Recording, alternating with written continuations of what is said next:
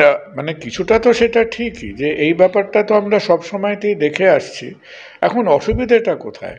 অসুবিধে হলো সেটাকে রূপকথা বলবো না, সেটা একটাকে আমি সাময়িক প্রেম বলবো জানি না, কিন্তু 71-72-এর পর থেকে যে রক্তাক্ত আহ, মানে ধর্মীয় বিচ্ছেদের মধ্যে দিয়ে স্বাধীন ভারতবর্ষের যাত্রা শুরু, পাকিস্তান এবং মোহাম্মদ আলী জিন্নাহর চক্রান্ত পরায়ণ যে জীবন দর্শন, তার মধ্যে দিয়ে সেইটার যখন বাংলাদেশ তো অলরেডি টু নেশন থিওরি নিয়ে তারা তো এক্সপেরিমেন্ট করেছে।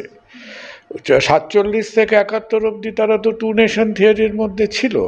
তো সেখানে তো তাদের একটা সামনে যথেষ্ট সুযোগ হয়েছিল যে তারা তো ইসলামিক মেডালিয়নটাকে বুকে পড়ে তারা বেঁচে থাকবেন। তো সেটা তো বেশি দিন কাটেনি, সেটা তো 47 থেকে ধরো মোটামুটি বছর বছর 20 যেতে না যেতেই সেই যে রোম্যান্স, সেই ইসলামিক রোম্যান্সটা আস্তে আস্তে ফিকে হয়ে গেল। তারপর পাঞ্জাবিরা বাঙালিদের গালাগাল দিচ্ছে, উর্দুর সঙ্গে বাংলার রেষারেষি, এইসব নিয়ে তাদের পরের ফেজটা শুরু হলো। এবং জবের থেকে মুজিবুর রহমান এবং আওয়ামী লীগের জিনিসটা আমাদের চোখের সামনে এলো, তখন থেকে মনে হয়েছিল যে বাংলাদেশ, এখন আমরা সবাই নিরপেক্ষ বলি, কিন্তু ইন্ডিয়া সেকুলার বলে কি ইন্ডিয়ার ওপর মাইনরিটি ইনসিস্ট হয় না? নিশ্চয়ই হয়, কিন্তু সেটা আমাদের প্রধান উপজীব্য নয়। আমাদের 1000টা কাজের মধ্যে যদি দুবার সেই ইনস্ট্যান্সটা দেখা যায়, আমরা আজও আমাদের পাবলিক লাইফে, আমাদের এডুকেশনে, আমাদের ব্যবসা বাণিজ্যতে, আমাদের মেডিসিনে, আমাদের কালচারে, উই আর লার্জলি, আমরা যতটা ধর্ম নিরপেক্ষতাটা পালন করি সেটা ইউরোপের কোনো দেশ পালন করে কিনা সন্দেহ। ইংল্যান্ড ধর্ম নিরপেক্ষ নয়। England is a church of England country, Germany is a Catholic country, একমাত্র ট্রুলি সেকুলার বলতে গেলে হয়তো ফ্রান্স আছে, ও কোনো রিলিজিয়নকেই মানে না। কিন্তু আমাদের মধ্যেও যে কোনো কনস্ট্রাক্টের, যে কোনো আইডিয়ার মধ্যে তার একটা ত্রুটি বিচ্যুতি থাকতেই পারে।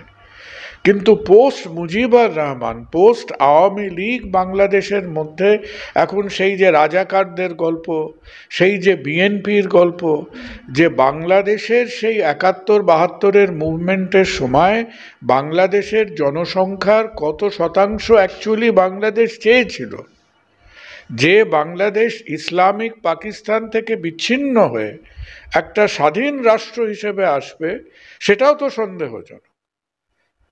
যে আজকে প্রো ইসলামিক যে মনোভাব নিয়ে অ্যান্টি মুজিবুর রহমান যে পার্সেন্টেজটা ছিল, এই মুজিবুর রহমান তো ইলেকশন জিতেছিলেন, ইলেকশন জিতেই তো তাকে জেলে যেতে হয়েছিল। পরবর্তীকালে ইন্দিরা গান্ধী এবং ইন্ডিয়ান আর্মির হাত ধরে তিনি ফিরে এলেন। আর আমরা যে মুজিবুর রহমানকে সাহায্য করেছিলাম, মনে রাখতে হবে যে 71-এর সারেন্ডার হয়েছিল ইন্ডিয়ান আর্মির কাছে পাকিস্তান আর্মি।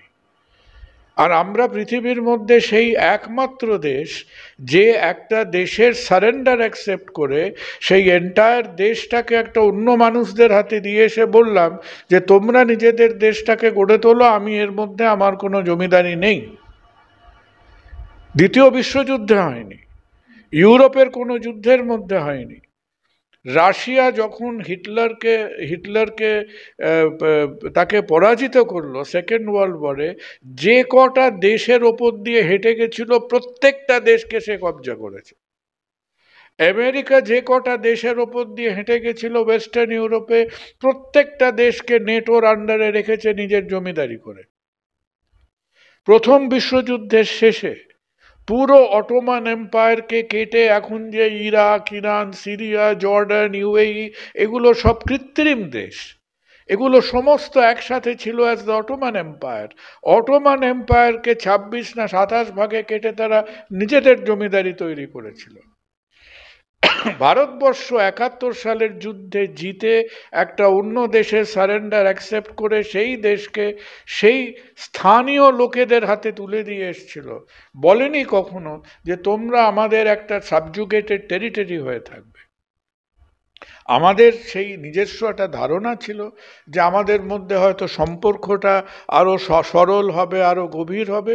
কিন্তু আমার মনে হয় যে এটাই বলে না, আজকালকার আধুনিক জীবনে সব বয়ফ্রেন্ড গার্লফ্রেন্ডরা নিজেদের মধ্যে ফ্লার্টেশন করে, যে বাংলাদেশের ফ্লার্টেশন উইথ সেকুলারিজম অত্যন্ত সাময়িক, এবং বাংলাদেশের আদত জনসংখ্যার 1/3 সেই ধর্মনিরপেক্ষতার সঙ্গে আইডেন্টিফাই করে কিনা আমার সন্দেহ আছে।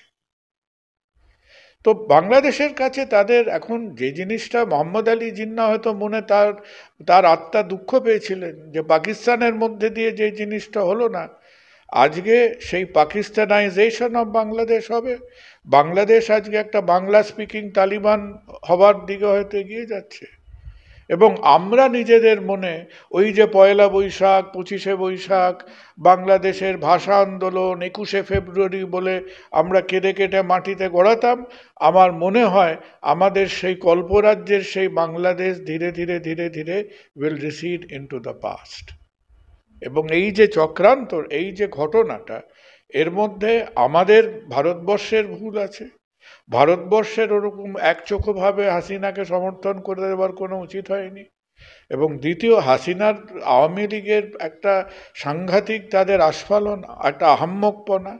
তারা তারা একেবারে একটা ফ্যাসিস্ট রাজ্য চালিয়েছেন, 2-3টে ইলেকশন হতেই দেননি। আর ভারতবর্ষ তাকে অন্ধের মতো সমর্থন করে, যে কটা মানুষ ভারতবর্ষকে একটু ভালো চোখে দেখতো তারাও অ্যান্টাগনাইজড হয়ে গেল।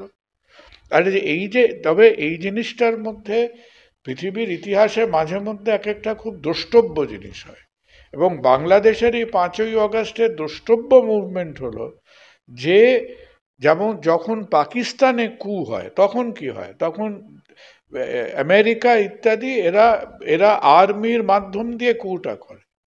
এখানে তো আর্মি নিস্তেজ হয়ে বসে আছে, এখানে কুটা আর্মিরা করেনি, এখানে কু করেছে তথাকথিত ছাত্র শক্তিরা, যে ছাত্র শক্তিকে পরিচালিত করেছে 14টা না 15টা NGO. This is the first coup in the history of the world, যেটা গ্রাউন্ড লেভেল থেকে এনজিওদের মারফত হয়েছে। এবং এনজিওদের প্রতি যে আমেরিকান এস্টাবলিশমেন্ট কতটা কৃতজ্ঞ, সেইটা প্রমাণ করার জন্যে one of the biggest NGOs, গ্রামীণ তার যে সংস্থা, তার হেড মোহাম্মদ ইউনুস, যার পলিটিক্যাল বিন্দুমাত্র কোনো অভিজ্ঞতা নেই, তাকে মাথায় বসিয়েছে। ইউনুস একটা পুতুলের মতো বসে আছে, ব্যাপারটা চালাচ্ছেন ওই কিছু আমেরিকার দড়ি টানাটানিতে। আমেরিকা এখন কন্ট্রোলও করতে পারছে না, জামাত যা কন্ট্রোল করছে তাদের মাধ্যমে হচ্ছে।